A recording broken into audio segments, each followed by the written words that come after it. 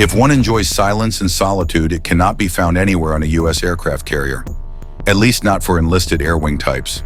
There's a constant drone of noise no matter where you go. During flight ops, there's always jet noise. Aircraft are constantly moving about the flight deck. The S-2 Vikings sound like large vacuum cleaners, thus their nickname, Hoover, and the sound is so distinct it stands out in this crowded sonic landscape.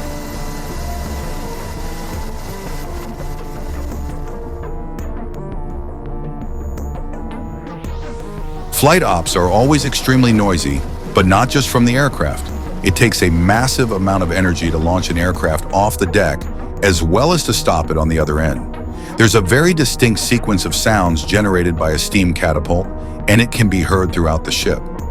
As steam is released into the catapult, there's a very loud whoosh as the catapult piston is driven down the length of its track, followed by a very sharp and sudden thud as the piston slams into the water brake. I can still hear this distinct sequence of events in my head some 25 years later. On the other end of the flight deck, there are 4 arresting wires. Just below the flight deck, on the O3 level, there are arresting gear rooms where all the heavy equipment resides.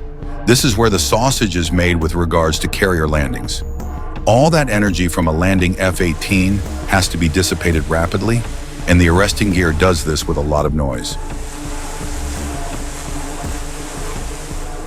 Most of the air crew, that is the officers and enlisted who make up the air wing, are berthed on the O3 level. As mentioned, the O3 level is the deck just below the flight deck. During my time on the USS Independence, my berthing space, along with 80 of my closest friends, was directly under the 3 wire. That's the wire all the pilots aim to catch. And the arresting gear room was on the other side of the bulkhead. There's nothing quite like sleeping with aircraft landing directly overhead with only a couple inches of deck plate between the aircraft and 8 hours of sleep. I only wish I could sleep through noise like that now.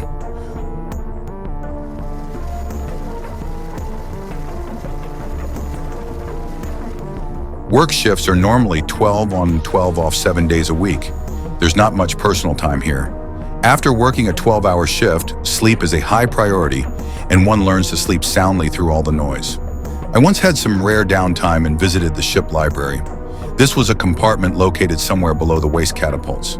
After a few minutes in the library, I realized I was in a place that should be very quiet, but here on an aircraft carrier, the ever-present noise was alive and well. Even in the library, there's no escape from the noise.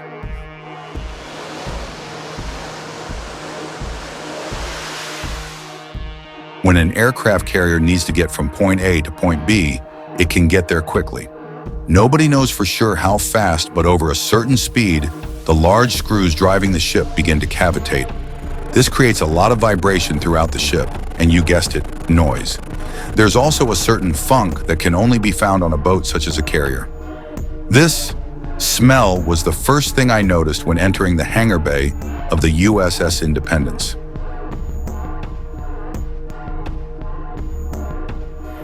There's this mix of seawater, diesel fumes from the small armada of ever-present forklifts in the hangar bay, jet smells, food cooking from the galley below, and human smells. All these smells come together to form an olfactory experience I've not found anywhere else. It's not really an offensive smell. It's just very strong. I suppose every sailor has experienced a certain smell on every type of boat for eons, but I suspect the carrier smell is unique.